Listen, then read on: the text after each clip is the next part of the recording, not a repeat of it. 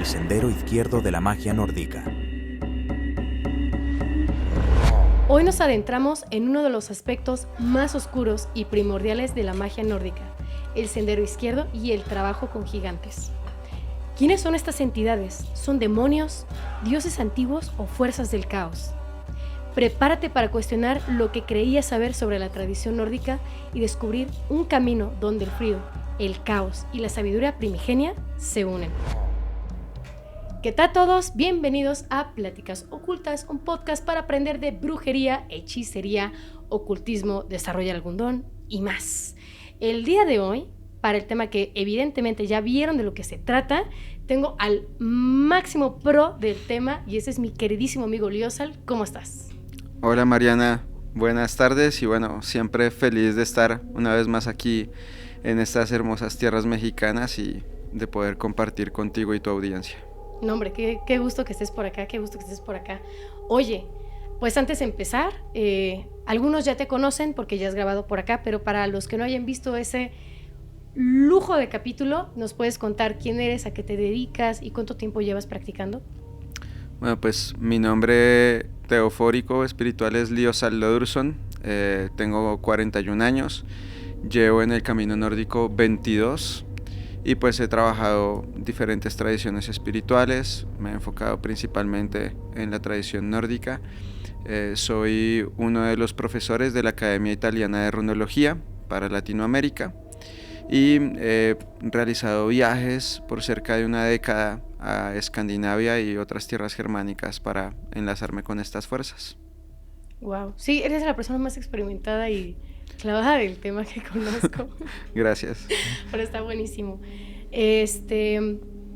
Pues para los que no lo vieron, tenemos ahí un capítulo, seguro se los vamos a dejar ahí recomendado, en el que Liosa nos estuvo platicando un poco de las runas, ¿no? De también cómo empezar en este tipo de prácticas, magia nórdica, etcétera, y nos habló un poco de la magia justo con las runas, ¿no? También hablamos mucho de los mitos que existen alrededor de las runas al momento de hacer algún tipo de práctica, y prometimos un capítulo con él en el que seguro pronto va a llegar, que ya hablaremos un poco más, ya no tanto de la parte teórica, sino más bien como ya de la mera práctica, para que también lo conozcan.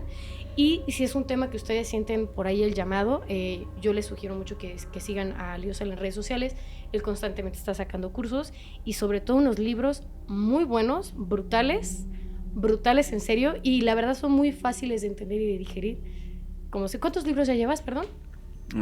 7 de tradición nórdica y otros 3 de temas afines. ¡Guau! ¡Qué cool, qué cool! Oye, pues mira, nos vamos a adentrar en este tema que es como, pues sí, es este sendero izquierdo, ¿no? Que también más adelante vamos a estar hablando como de las diferencias de que si son demonios o que si no son demonios los gigantes, pero se conoce que para trabajar en el sendero izquierdo, pues es trabajar con ellos, ¿cierto? Sí, aunque hay varias cosas que mencionar allí porque creo que el tema del sendero izquierdo es un asunto que tiene muchas definiciones y hay que saber interpretarlo, creo yo. Creo que la base del sendero izquierdo parte de lo que los griegos denominaban antínомos o antinomia, que es ir en contra de la ley. Y entonces implica que si hay unos lineamientos o unas estructuras establecidas, tú estás en la posibilidad de reevaluar esas estructuras y bien sea modificarlas, actualizarlas o incluso destruirlas, porque pues pueden considerarse obsoletas o pueden impedir algún tipo de avance.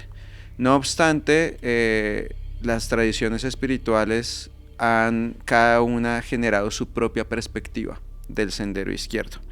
Entonces este es un concepto que se presenta en cada una de estas vertientes y entonces encuentras que por ejemplo en el tantra hindú lo relacionan y es allí donde se acuña el término de Vamakara y es directamente la mano izquierda como tal o el sendero izquierdo y simplemente obedece a una serie de linajes tántricos como son los Agori, los Kaula, los Nath, que realizan prácticas que para el común del hinduismo pues llegan a ser un poco transgresivas, como el hecho de meditar en los crematorios, en el Smashan, que es como el sitio en donde van a incinerar los cadáveres al lado del Ganges, el tener contacto directo con los muertos, porque pues ellos realizan meditaciones directamente sobre el cadáver.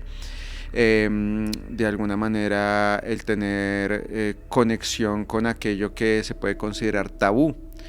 Los tantristas en la India del linaje Agori trabajan muchísimo sobre este principio de la ley de un solo sabor.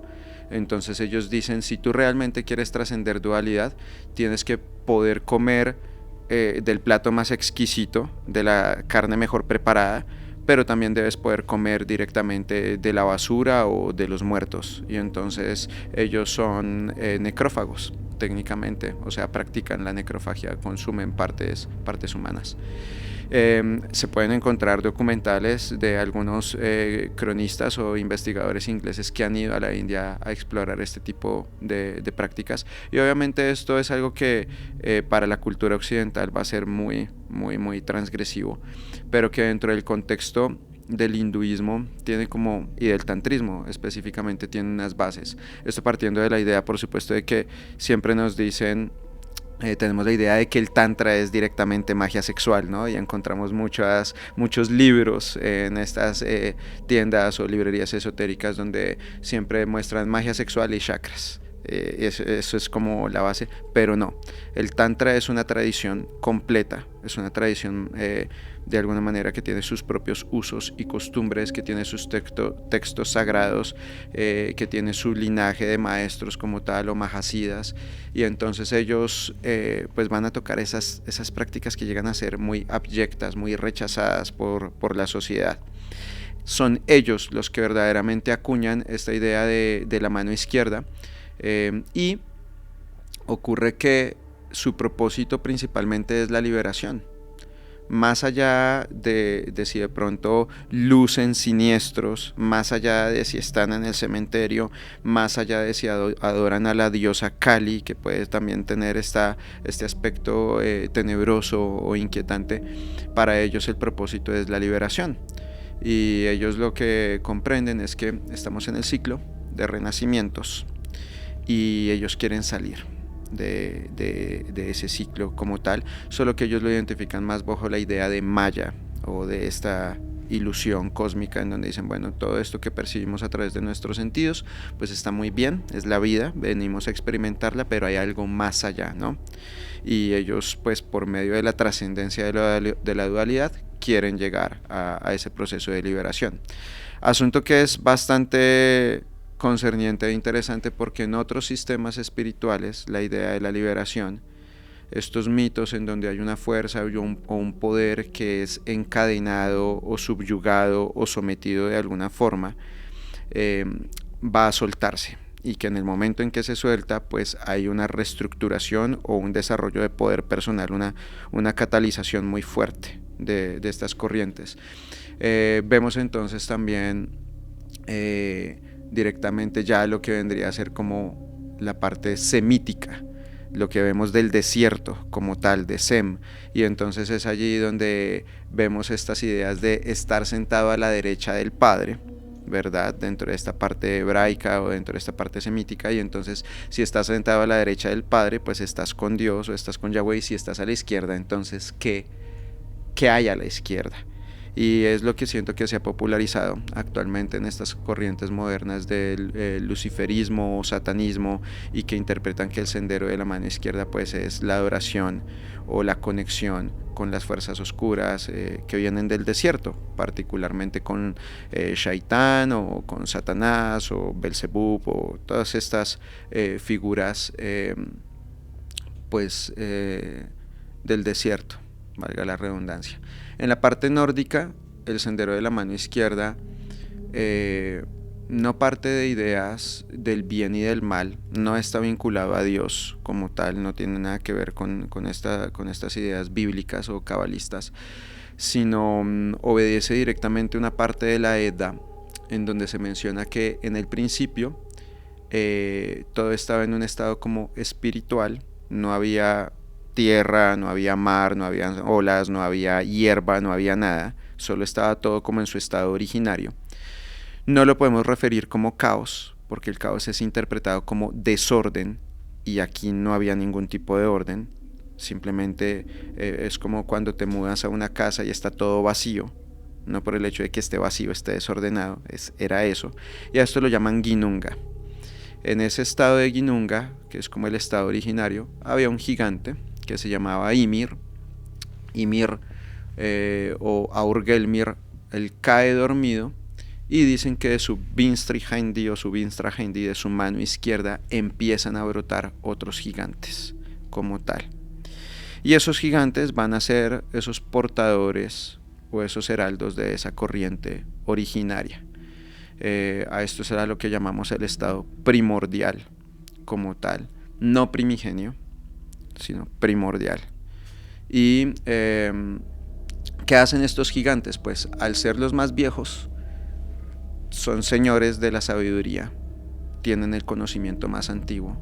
Las Edas lo describen de una forma poética, como mencionándolos como cuando el tiempo era joven, como tal. Cuando el tiempo era joven existían estos seres. Son rectores de la naturaleza, rigen sobre el fuego, rigen sobre el hielo, rigen sobre la tormenta, rigen sobre los nevados, es decir, ellos rigen sobre todas las expresiones de la naturaleza y representan aquellas fuerzas que el ser humano no puede gobernar. Es decir, el ser humano no las puede someter o comandar, porque la naturaleza de alguna manera está por encima del hombre. El hombre se puede adaptar, el hombre puede modificar ciertas cosas, el hombre puede influir en la naturaleza, pero no la puede controlar del todo. Estamos de acuerdo en que si hay un huracán o una tormenta y pasa por encima nuestro, pues no podemos hacer mucho, ¿cierto? Y ellos también, al ser, digamos, rectores de la naturaleza y guardianes o custodios de este conocimiento primordial, pues son también los principales conocedores acerca de la magia y de los cambios, y entienden cómo funcionan las estructuras. Entonces pueden hacer las modificaciones necesarias, entendiendo la magia como eso, como la capacidad de modificar una estructura.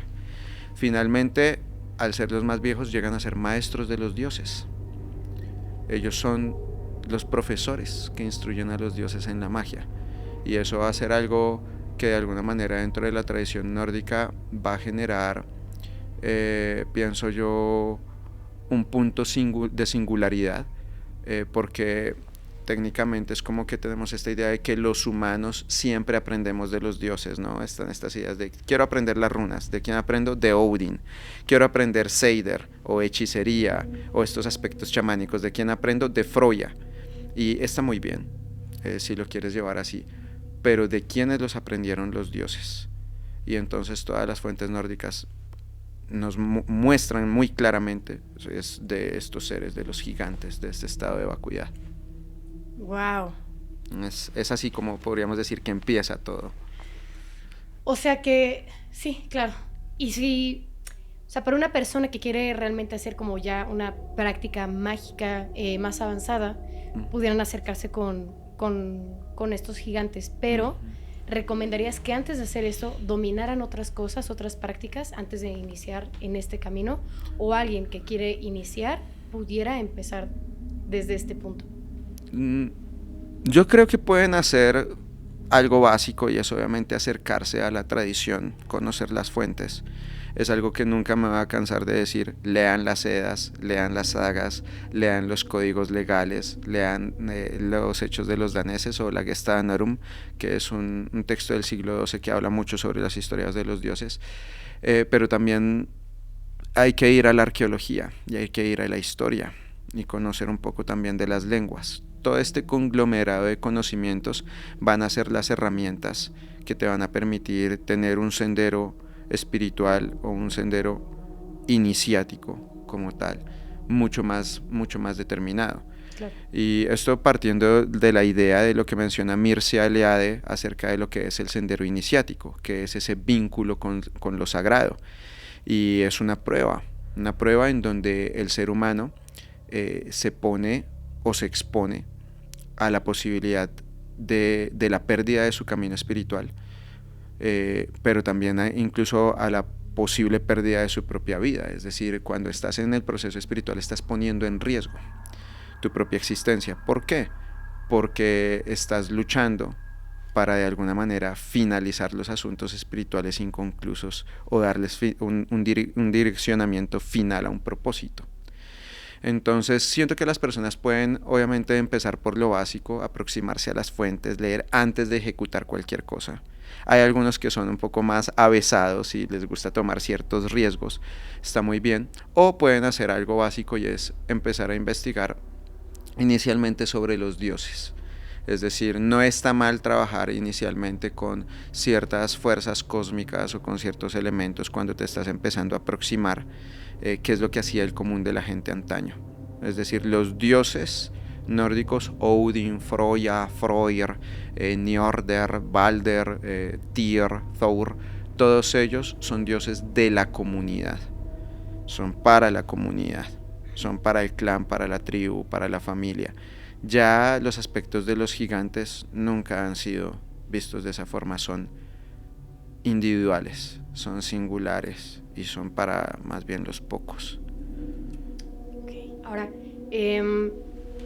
antes de preguntarte un poco más acerca de este tema, yo quería preguntarte, ¿tú has tenido como alguna experiencia fuerte trabajando con ellos, ya sea en algún ritual en específico o alguna experiencia que hayas tenido?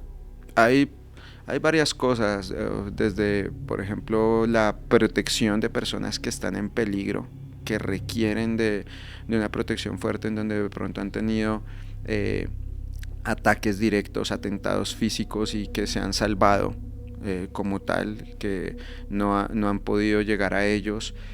Aspectos en donde los propios gigantes han dicho, va a ocurrir esto, y ocurre tal cual, o sea, puntos de sincronicidad muy poderosos. Y personalmente creo que han sido varias situaciones en donde ellos han expresado su fuerza y su poder como tal. Entonces han habido personas que, digamos, han intentado acercarse a esta corriente, tratando de alguna manera de socavar o de utilizar estas fuerzas simplemente para beneficio personal, y los propios gigantes los han depurado, es decir, los han enviado de vuelta, sea de alguna manera que los mastiquen y los dejen en un estado de locura, o sea que de alguna manera estas personas voluntariamente, entre comillas, busquen renunciar a este tipo de corriente, simplemente por el hecho de que ellos saben cuándo cortar, saben en qué momento delimitar esto. Entonces creo que hay muchas formas en que ellos se expresan. Siento que te llevan a conocer a las personas indicadas para ciertos propósitos, o sea, es como que te abren los caminos. Entonces, sobre experiencias personales hay mucho que se podría decir, pero pues depende de cuál quieras elegir, la más bonita o la más fea, la más impactante. La más impactante estaría bueno. Yo creo que sí, creo que no sé si lo había mencionado, pero hemos hecho, por ejemplo, con otros practicantes trabajos en territorio germánico o territorio escandinavo, y han habido sincronicidades o apariciones, por ejemplo, de animales, de aves, de cosas que llegan precisamente en la ceremonia, que están muy vinculadas con la deidad con la que se está trabajando. Entonces el hecho de que pueda llegar un cuervo o el hecho de que se pueda expresar una serpiente como tal, son puntos de conexión. Hace no mucho, este año, estuvimos haciendo una visita directa a la tumba, pues, de mi familia, de mis ancestros. Y en la parte nórdica se decía que las serpientes siempre habitaban en los montículos funerarios, porque ellas encuentran ahí un punto para hibernar como tal, y la serpiente se considera como uno de los susurradores principales del montículo. Entonces cuando fuimos a visitar la tumba de mis abuelos, empezamos a organizar el montículo, y allí precisamente se expresó de una vez la serpiente, o sea, salió una de ellas. De hecho tenemos fotografías, una pequeña serpiente, ¿no? Pero como custodia directamente de ese lugar. Entonces esos pequeños mensajes, esas pequeñas sincronicidades que vemos en el día a día, en la cotidianidad, son lo que de alguna manera van reafirmando pues el paso en el sendero, ¿no? Y ves esas personas que luego te cuentan, ¿no? Por ejemplo, practicantes, no específicamente de este tipo de magia, ¿no? O sea, no, nada que ver con lo nórdico, sino que gente que practica que sí con el diablo pagano o sendero izquierdo de la práctica que ustedes me quieran mencionar, cuentan mucho acerca de este proceso que los hacen pasar, que dicen que es como de te sufres mucho, o sea, la pasas muy mal, pero al final para poder encontrar este orden, o sea, al final como que les hacen sufrir ese caos para que puedan encontrar como una luz y una guía en su vida. Esas experiencias tan fuertes y tan de repente, pues no sé si para algunas personas pueden ser como desalentadoras porque pueden pensar que todo es bonito y para encontrar el orden y es un proceso súper fuerte, ¿no? Y estas energías estás en el camino no tan, pero ni poquito arreglado, ¿no? Te lo hacen así de, no, lo vas a sufrir para que puedas encontrar esa luz de conocimiento, de orden en tu vida, etcétera. Ese tipo de experiencias tan fuertes, ¿pasan también en este lado? Es ahí a lo que me refería, que por ejemplo esa perspectiva del sendero de la mano izquierda varía de tradición en tradición. Entonces, por ejemplo, en la tradición cabalística o en la raíz semítica, en todas estas expresiones del desierto, hay lo que podemos denominar como maniqueísmo, es decir, hay una lucha del bien contra el mal. Y entonces el bien es todo lo que de alguna manera podríamos considerar sobrio, es decir, prudente, y a la vez restrictivo. Entonces no tomas, no fumas, no bebes, no vas con las chicas de la vida alegre, ¿cierto? No vas al casino, ¿cierto? Te restringes. Si ya de alguna manera vas a trabajar con el lado oscuro de esa parte cabalística, con el Sitra Achra, el otro lado, entonces ahí sí vas a entrar en contacto con estas corrientes de Lilith y de Belfegor, y entonces te permites el licor y la fiesta y el sexo y el desenfreno y todo esto. Ciertamente de lado y lado vas a aprender cosas, cada sendero, pero eso lo tienes que aprender con moderación. El problema es que los practicantes actuales se les van un poco las cabras al monte con esto, cruzan los excesos y luego ya cuando han sucumbido frente a la ilusión del control, porque eso es algo que como humanos adolecemos, que siempre creemos que lo tenemos todo súper controlado, y cuando ya estamos en un estado de bloqueo o autodestrucción, ahí es donde tomamos conciencia y decimos, no, ya no quiero esto no era lo que yo quería, pero fuiste tú mismo el que soltó el cordel, ¿no? Fuiste tú el que le dio rienda suelta a esto. Entonces, en la parte nórdica no funciona este bien y mal. No existe este concepto. Las tradiciones paganas no operan bajo el principio del maniqueísmo. En la tradición nórdica tenemos a las fuerzas primordiales, que deben ser estos gigantes, que pueden bendecir o pueden maldecir. Y tenemos a las fuerzas cósmicas, que son los propios dioses, son los más jóvenes, y ellos pueden bendecir como pueden maldecir. Entonces no es que acá hay unos buenos y acá hay unos malos, no funciona como en el desierto. Y eso es algo muy importante a decir, porque siento que hay personas que han entrado dentro del Osatru o Ausatru, dentro del neopaganismo nórdico, con esa visión cristiana. De los dioses son los buenos, los gigantes son los malos, y entonces si quiero ser malo sigo a los gigantes. No, puedes seguir a los dioses y ser un mago o una bruja muy funestos. No tienes que seguir ningún lado. Odin es un excelente ejemplo de cómo puedes a veces otorgar bendiciones y cómo a veces vas a jugar para tus propios intereses. Todo esto de honor y lealtad que presentan de Odin es simple y llano desconocimiento de las fuentes. Odin puede ser muy, muy, muy oscuro y muy traicionero, como puede ser también un dios loable en muchas cosas y de abundancia. Entonces, el practicante, siento que lo que debe tratar de hacer es mantener balance. El paganismo nórdico no es un sendero de beatos, mártires o santos. Es más bien la experimentación del ser humano en la naturaleza. Y la naturaleza tiene ciclo para todo. Tiene un ciclo diurno, tiene un ciclo nocturno. tiene un sitio, un momento para, digamos, estar abstemio o para la castidad, y tiene un momento de actividad sexual o de movimiento. No es exceso todo el tiempo. De hecho, los que sufrimos exceso somos somos los seres humanos. Los animales solo cazan cuando tienen hambre. No ves a un león guardando en su nevera X cantidad de carne o alimentos, sino cuando es el momento. Entonces, siento que eso es como la base. La parte importante aquí es guardar el balance o el equilibrio entre lo espiritual y lo material, y no satanizar ninguno de los dos, y no priorizar un solo lado, sino ser íntegros en ello. Claro, claro. A ver, pero ¿hay tipos de gigantes y funcionan de una forma distinta? O lo que mencionabas, porque ahorita dijiste, ¿no? Que eran como también muy individuales. Entonces no sé si como que cada uno de ellos tenga una energía muy distinta a la otra, o si se puede ver como como de cierta forma categorizarlos, ¿es viable? ¿Cómo funciona? Sí. Existen 3 tipos de gigantes, principalmente los Muspels Senior, los Hrimthursar y los Rissar. Son como las 3 categorías principales, aunque pueden haber subcategorías. Los Muspel Senior son gigantes del fuego.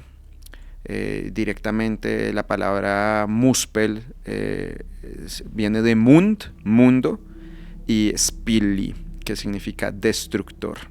Entonces son destructores de mundos. ¿Por qué? Porque tienen una naturaleza ígnea. ¿Qué es lo que hace el fuego? Pues quema, lo incinera todo.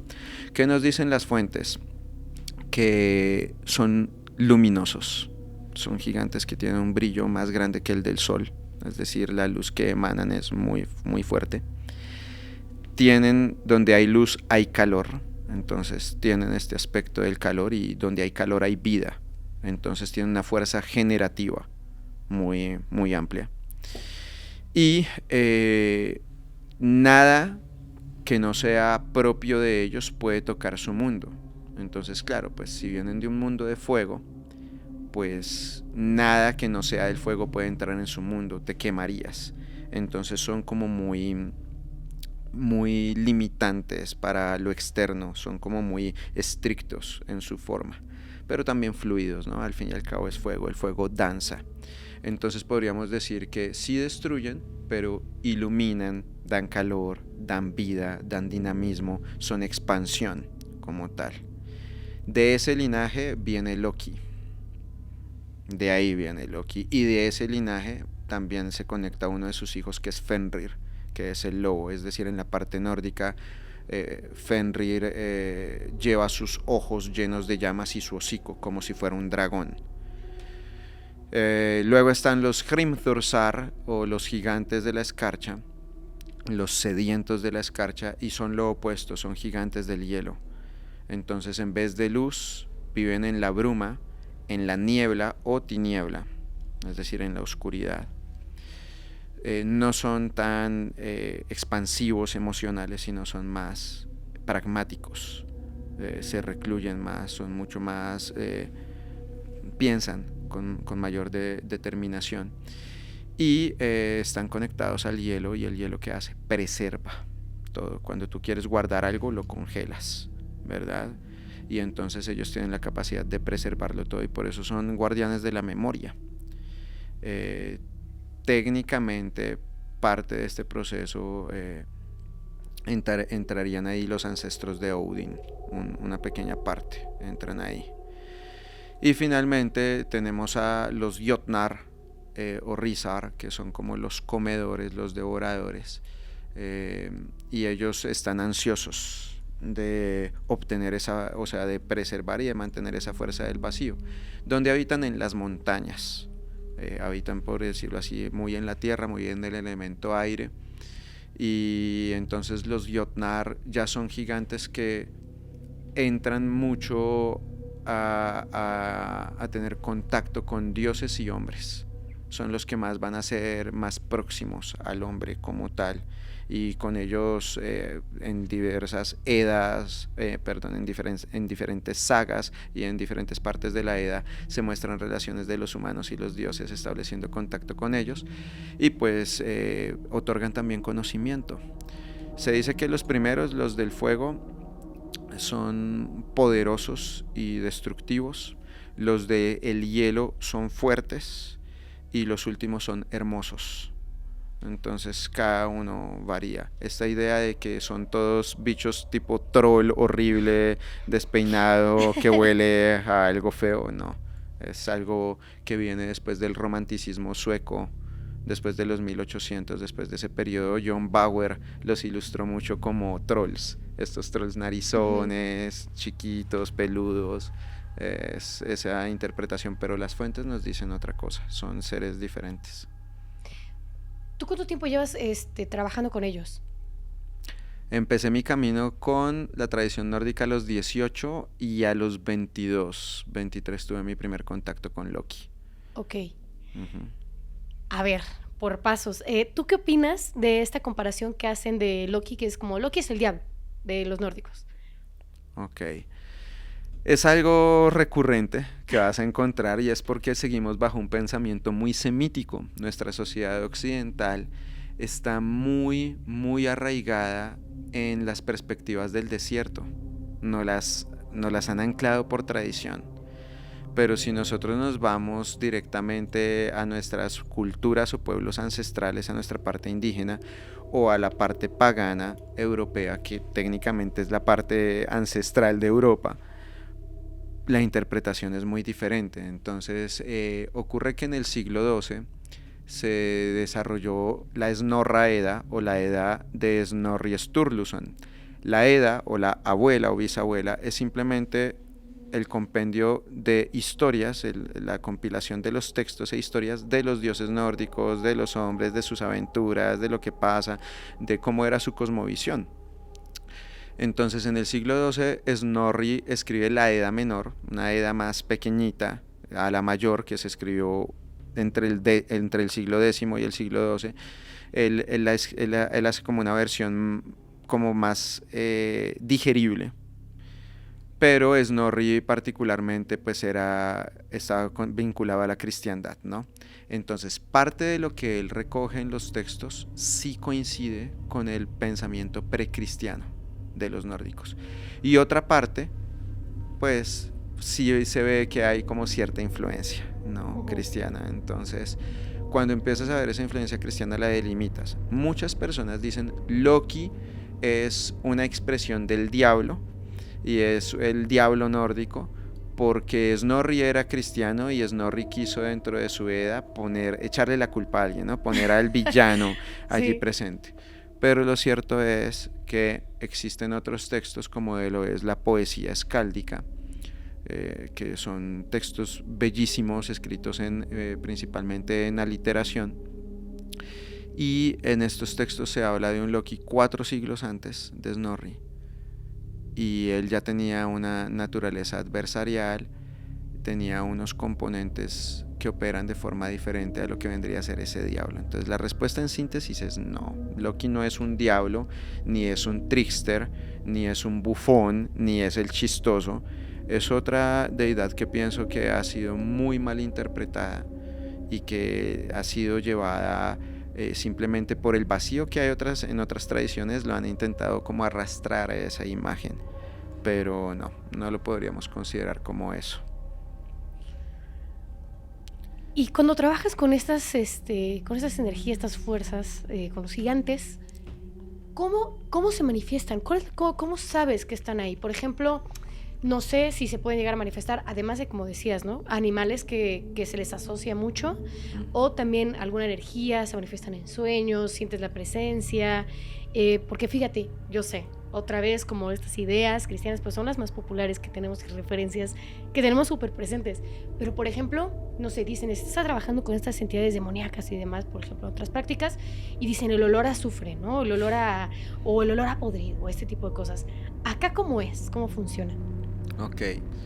En la naturaleza, claro, hay animales que los representan, ¿no? Y entonces Loki tiene varios hijos, y sabemos que un hijo es la prolongación de nuestro propio ser, de nuestra propia existencia. Entonces su primer hijo es el dragón, es Jormungandr, la vara poderosa o la montura poderosa, y es un dragón gélido. Los dragones en el norte normalmente no escupen fuego, no es un dragón medieval, no es un dragón francés o inglés. Ellos escupen veneno, y es un veneno que es como ácido que desintegra todo. Todo lo que sea cósmico, sean dioses, hombres o materia, entra en contacto con esto y se disuelve, como si fuera thinner, ácido. Por eso Jormungandr mata a Thor. Él escupe esto, ni siquiera lo tiene que morder, él solo lo escupe. Por eso lo llaman Eiterblossari, que significa como escupidor de veneno. Y simplemente hace esto, luego Thor camina 9 pasos y muere. Ese es el primero. Entonces la serpiente, los dragones, todos estos parámetros ofídicos o draconianos son una forma en que los gigantes se expresan en la naturaleza. Por eso te decía que era importante para mí el hecho de que aparezca una serpiente en el montículo funerario. Era lo que te decía de las serpientes y los montículos, de esta relación que hay entre ellos. Entonces los gigantes se pueden expresar bajo esa forma. También hay varios gigantes que toman la forma del can, o del perro, o del lobo, o del sabueso. De hecho, el guardián principal del inframundo es llamado Garmer, que significa sabueso. Y encontramos una relación con la parte griega, ¿no? de Cerbero o Kerbero, que ves que dicen que cuando alguien quiere abandonar el inframundo, él aúlla o ladra o gruñe, pero cuando alguien va a entrar, le bate la cola. Entonces es como, de acá no te escapas, pero si quieres ingresar, pues muy, muy feliz, ¿no? Kerbero. Y la última forma, pues, son todos estos aspectos que están vinculados con el tránsito y la muerte. Y entonces vemos a los cuervos o a las cornejas directamente, y es ahí donde entra Hel como tal. Pero entre todos los gigantes se mezclan, ¿no? Entonces tenemos estas aves, serpientes, lobos, que todos son animales que de pronto para las tierras nórdicas generaban aprensión, que representaban peligro como tal. Ellos se pueden expresar bajo esas formas animales, pueden expresarse bajo la tormenta, bajo la nevada, bajo la ventisca, bajo el granizo, bajo la lluvia, bajo los incendios forestales como tal, sobre todo en el verano o parte del otoño. De hecho es así como nace Loki. Su padre es un gigante que se llama Forbauti, es el rayo, y ese rayo impacta un árbol que tiene una isla de hojas alrededor, un círculo de hojas. Podríamos decir que es un árbol de otoño, un árbol rodeado por esa hoja seca. Su madre es Laufey, y cuando este rayo impacta el árbol, pues se convierte en una antorcha, y esa antorcha es Loki. Es así como nace Loki. Entonces, sitios de contacto para Loki, pues un árbol que ha sido impactado por un rayo. De donde sacas la madera para hacer runas o talismanes relacionados a Loki, o incluso esa estatuilla o su ídolo, pues de un árbol que ha sido impactado por un rayo, porque de esa manera es que él surge como tal. Así que ellos pueden tomar todas estas formas como tal, pero también se pueden expresar de otras muchas maneras, no se limitan a ello. ¿Qué otras maneras puede ser? Esas otras maneras, aparte de los elementos que encuentras en la naturaleza, a nivel externo de ellos se encuentran vías de comunicación para susurrar al practicante. Entonces está como ese principio de las 4 As, de que ellos hablan con las 4 As, ¿no? Entonces envían mensajes desde atrás, ellos habitan atrás, entonces percibes susurros o mensajes desde atrás, sobre todo en los estados pragmáticos de meditación o de trance. Están conectados con el abajo, están conectados con las fuerzas del inframundo, y el inframundo en el norte es llamado Jormungandr, la vasta tierra. ¿Y quiénes habitan en la vasta tierra? No solo los muertos, están los Thursar o Gigyar, es decir, los gigantes, las gigantas, los Duergar, los duendes o enanos, y los Nowir, los muertos. Es decir, hay varios seres, entonces desde abajo ellos también se comunican. hablan también desde adentro, y entonces empiezas a percibir como un tipo de sintonía o pulsación. Es como si la intuición se activara y empezara a expresar diferentes mensajes. Y la última A es allende, más allá de lo humano, más allá de tus sentidos. Entonces tenemos atrás, abajo, allende, ¿verdad?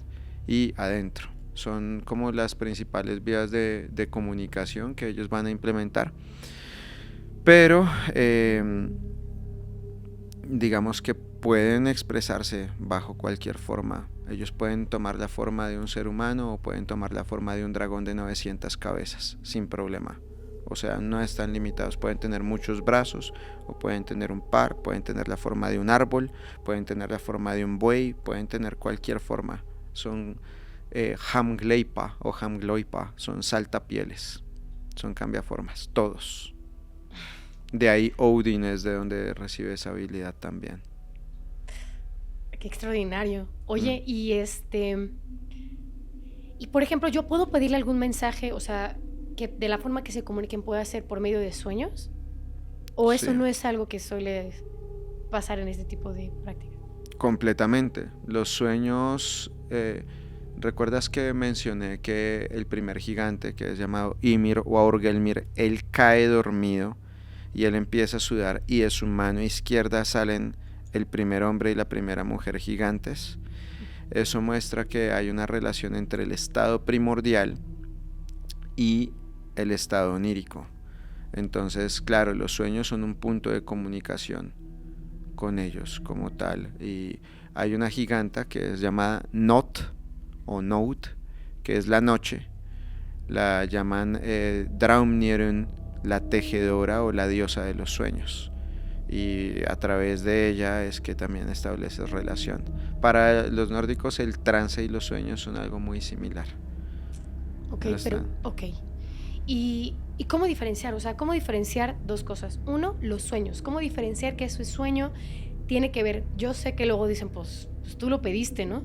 Pero luego en algunas prácticas no siempre se consigue desde el primer sueño. Es decir, yo pido un mensaje o lo que sea a quien tú me digas y no significa que esa misma noche se vaya a soñar con él o se vaya a recibir ese mensaje, sino incluso se hace como por diferentes días y no sé, puede ser que hasta el tercero te resulte. En ese caso, ¿cómo diferenciar que sí es el mensaje y no algo de un deseo interno y una proyección de lo que queremos ver? Y eso mismo aplicado para estos mensajes, porque dices que ves que sientes, ¿no?, como que se desarrolla esta intuición y puedes percibir esos mensajes desde adentro. ¿Cómo diferenciar que sí realmente son y no somos nosotros mismos queriéndonos dar respuestas? Yo creo que parte del principio científico de prueba y error, ¿no? Tienes que partir de allí, tienes que evitar un poco la autosugestión y también tienes que dejar mucho el pensamiento mágico de lado. Creo que en el mundo espiritual y en la parte esotérica hay una sobrecarga de pensamiento mágico. Y ese pensamiento mágico es ese principio de paranoia y pronoia. Entonces, algo no funciona algo no funciona bien en mi vida, es que alguien me está atacando, alguien me está haciendo brujería, hay algún elemento negativo. Algo me sale muy bien, entonces es porque mi maestro o mi gurú o mi deidad me está ayudando. No voy a pensar en mi propia capacidad o que tengo mi familia o lo que sea, sino hay un exceso de pensamiento mágico y religioso. Entonces, para que el mensaje no se vea contaminado, primero tengo que ser muy consciente y eliminar eso.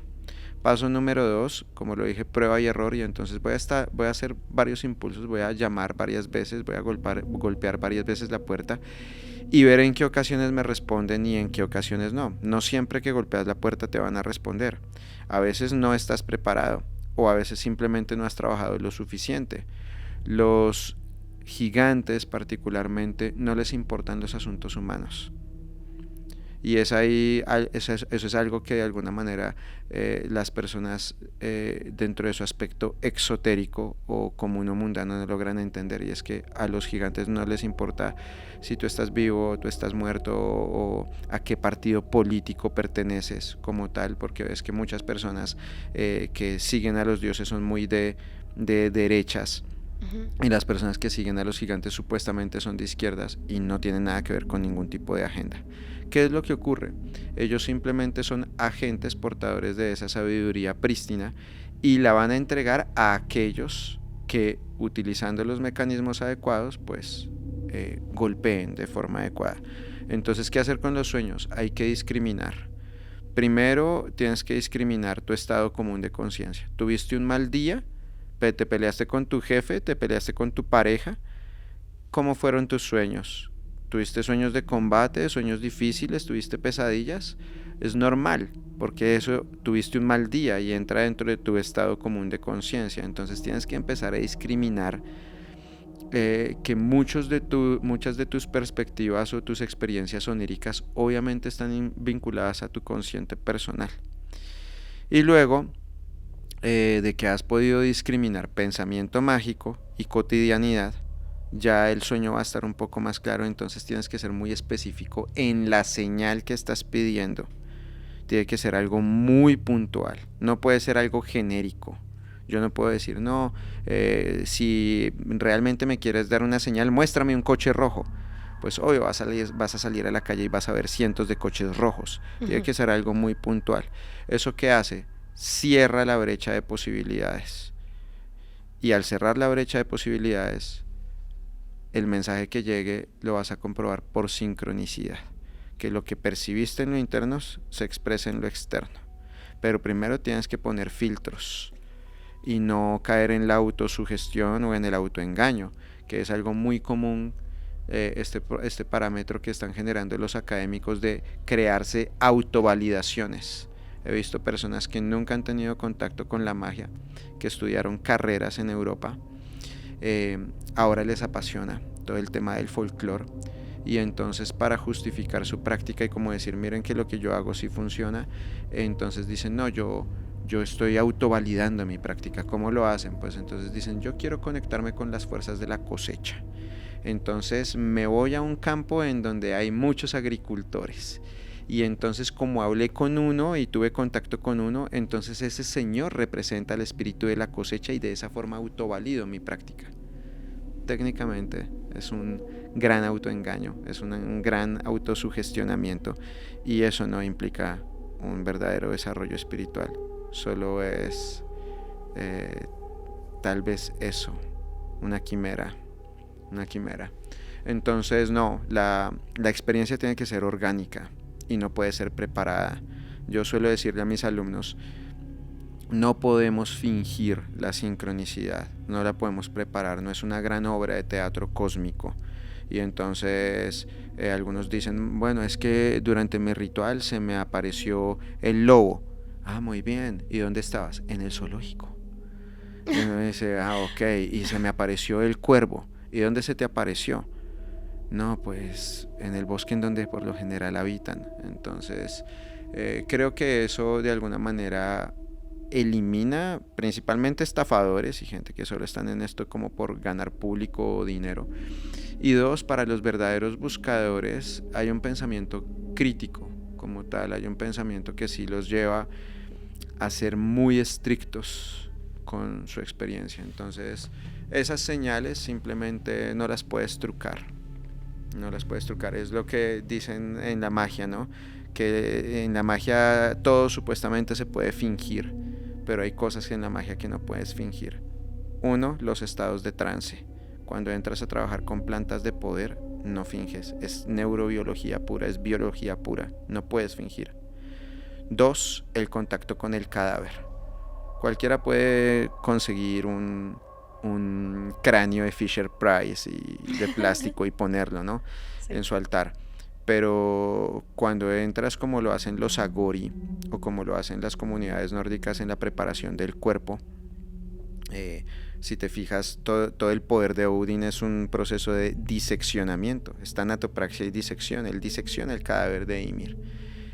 Y eso se ve replicado en el Blood, en el ritual de ofrenda y sacrificio. Cuando entras en contacto con la muerte y el muerto, ya no hay vuelta atrás. Ya abriste esa puerta. Y no lo digo en un sentido tenebroso o maligno o para mal, sino que se abre una percepción a la dimensión espiritual. Y entonces ves los grimorios, nórdicos, los Svartskönböcker o los libros del arte negro, y dicen, ¿cómo te puedes hacer un necromante? ¿Cómo puedes desarrollar la visión de los muertos? Entonces dicen, ve a un funeral y toma el sudario o la mortaja del muerto y llévate un pedacito contigo. O pasa por debajo del cofre, pasa 3 veces por debajo del cofre para que esa fuerza te permee. En la parte andina, tú ves que, por ejemplo, en toda la parte de Ecuador y Colombia, en algunas regiones, cuando están velando a alguien, debajo del cofre le ponen una veladora y un vaso con agua, y es para que de alguna manera sí se ilumine el espíritu de la persona, pero también para salvaguardar que otros no tomen parte de esa visión, sino que permanezca intacta como ese poder. Pero en el norte te indican mucho todo esto. Entonces hay diferentes formas de desarrollar la visión, y hay una última cosa que tampoco se finge, y es la sexualidad. Entonces el sexo sagrado o el fylgjulag, el concubinato en el norte, también es una forma de transmisión de poder, que obvio no es obligatoria, porque sabemos que hay muchos charlatanes que ahora, ¿quieres aprender magia? Te voy a mostrar un truco mágico. Y no es necesario, ¿no? Eso es algo es cuando se ha generado un vínculo muy fuerte entre alumno-maestro y que llevan años de trabajo, se utiliza esa vía, pero son cosas que no puedes fingir. De resto, todo se puede trucar para algunos. Claro. Y a ver, tengo 2 preguntas. Uno es, ¿qué pasa? ¿Existe esto con los gigantes en específico? Que si yo trabajo con ellos y de repente, ¡puc!, no sé, yo les pedí algo, ¿no? No sé si exista también aquí como este tipo de pues, no sé si llamarle promesas, tiene otra palabra, pero por ejemplo yo digo, no sé, voy a hacer tal, y yo hago tal, pero ayúdame con tal. Y entonces de repente la gente pues no termina por cumplir y ya lo recibieron, y entonces esta entidad se enoja, o simplemente empiezas a trabajar con él, te empieza pues ahora sí que a guiar en tu camino, a veces pides cosas y de repente pues te desapareces, ya no continúas esta práctica con él, abandonas su altar y es como de ya está. ¿Hay alguna consecuencia de eso? ¿O acá es como de pues simplemente se pierde esa conexión? Hay variantes. Ok, la tradición nórdica por naturaleza es politeísta, y siento que cuando logras reconocer la divinidad en diferentes fuerzas o poderes, que logras reconocer las diferentes expresiones de la naturaleza, no hay dogmatismo como tal, porque cada quien tiene una agencia, tiene un propósito. Y entonces hay una diosa para la fertilidad, y hay un dios para la luna, y hay una diosa para el sol, o sea, hay diferentes agencias o poderes, y entonces no hay monopolio. Por lo tanto, el pagano de a pie, y no solo dentro de la tradición nórdica, está acostumbrado a honrar diferentes fuerzas, y como puede honrar diferentes fuerzas, hay un parámetro de libre albedrío real y de libertad, o sea, de independencia, puede honrar el poder que quiera. Ahora, es claro que cuando nosotros nos dedicamos a trabajar con una tradición, hay una perspectiva exotérica, es decir, para las masas, para la comunidad, para el público, la básica, la sencillita, que es la que vemos, por ejemplo, que hay mucho católico que va el domingo a misa y se persigna y pronuncia sus oraciones, pero lo hace más por costumbre como tal. Esa sería la parte exotérica. Ya la parte más esotérica o espiritual es la persona que verdaderamente realiza votos y que se conecta y que está realizando las meditaciones y está realizando los ayunos y está verdaderamente compenetrada con los métodos, está realizando las prácticas. Entonces,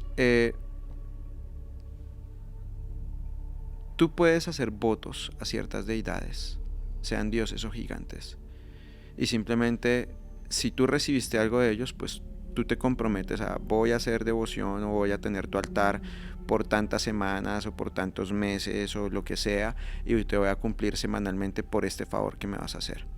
Y eso es un acuerdo. Si ellos cumplen su parte, tú estás obligado a cumplir tu parte. Si ellos cumplen su parte y tú no puedes cumplir la tuya, se entra a ver el por qué. Entonces es algo legítimo, es que estás teniendo un proceso de enfermedad muy grave o pasó algo importante que te impida desarrollar esto. Y entonces si obviamente estas fuerzas o poderes entienden que si hay un asunto de gravedad, pues no hay consecuencia, porque no lo estás haciendo por negligencia.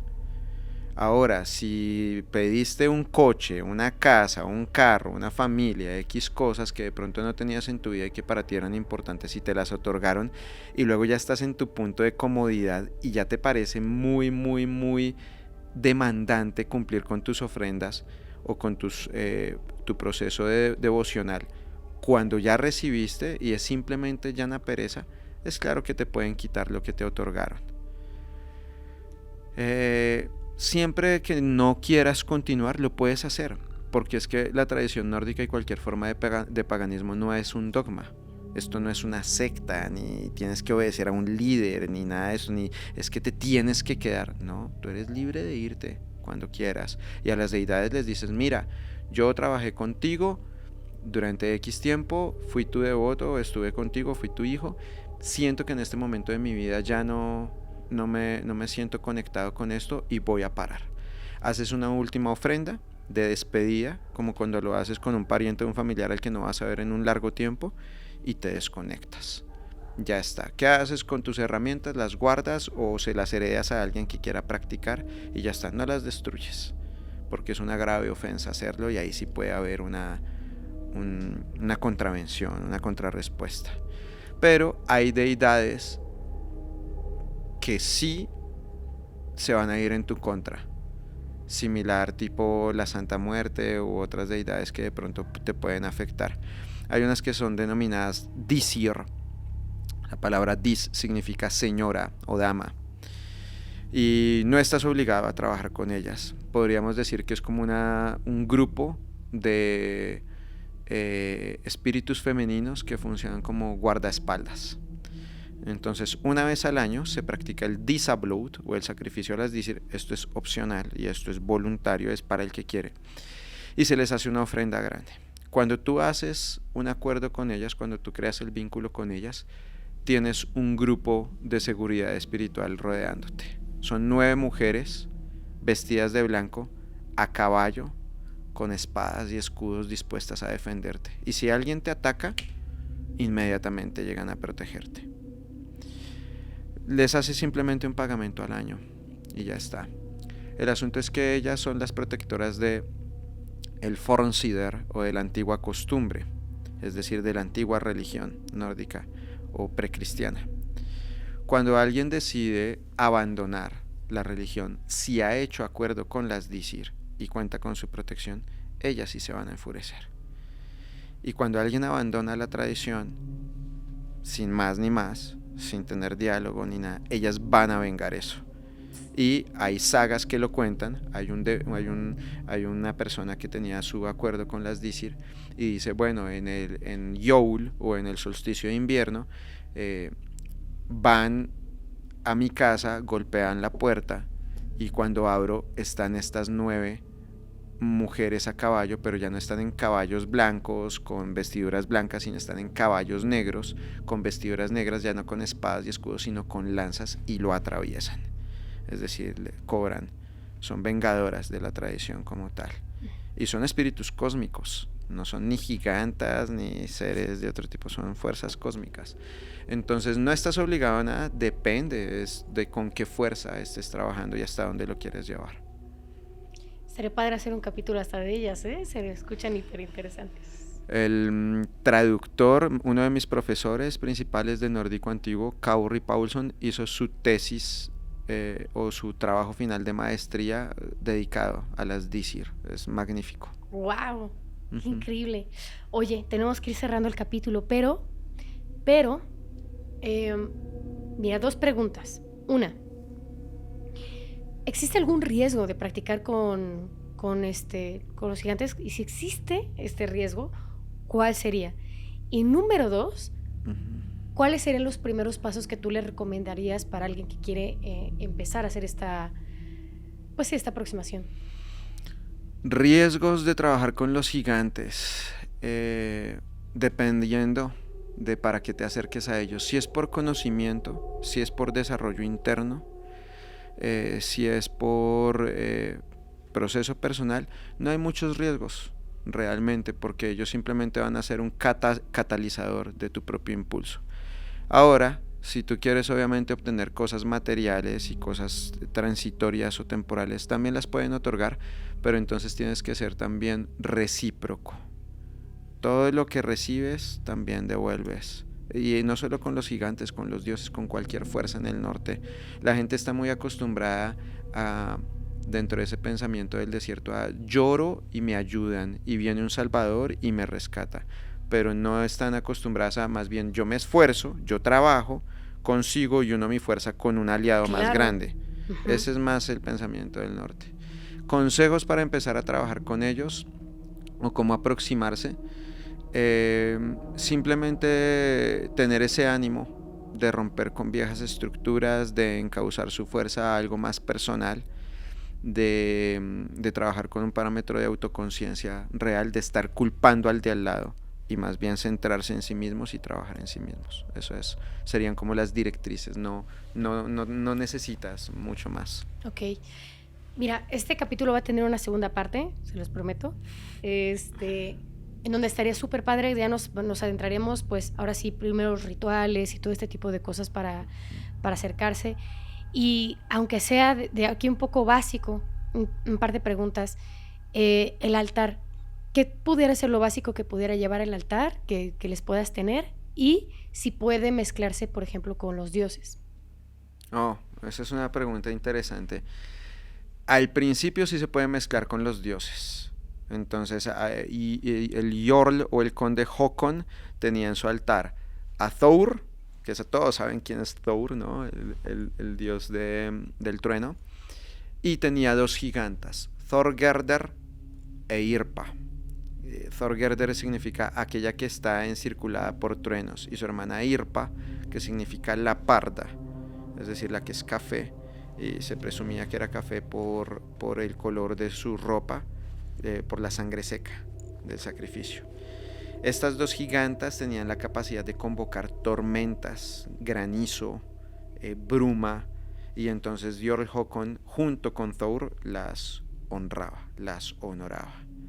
Entonces sí se puede trabajar con dioses y gigantes de una forma exotérica, es decir, solo devocional, hacer ciertas atenciones, pedir favores básicos, porque ya en la forma avanzada tú empiezas a vivificar el mito. Y entonces si tú ya vas a trabajar con Odin fuertemente, tú empiezas a ser Odin y empiezas a vivir el mito de Odin. Y si vas a trabajar con Loki, empiezas a vivir el mito de Loki y empiezan a ocurrir cosas en tu vida que te vinculan a ello. Entonces si tú ya de alguna manera estás viviendo ese proceso iniciático de conexión con lo sagrado, pues ahí ya trabajas solo con un lado, porque cada lado tiene un propósito diferente. Pero si no has elegido nada, pues bien, trabajar con ambos sin problema. Muy bien, muy bien. Oye, para cerrar, yo sé que nadie quiere que se cierre este capítulo, pero eso nos va a permitir incluso meternos mucho más en el tema, porque vamos a platicar esta otra parte que a lo mejor no nos adentramos tanto.